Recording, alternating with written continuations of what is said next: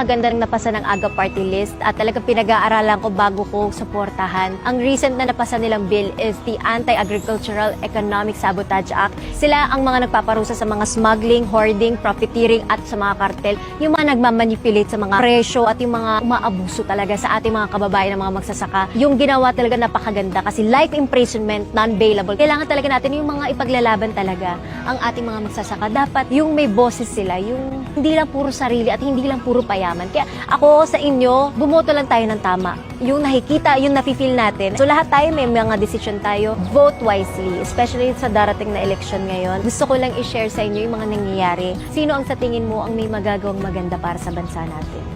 Sino sa tingin mo ang may maitutulong sa ating mga kababayan, yung ating mga magsasaka, yung mga nangangingisda, yung mga nagbababoy, nagmamanok.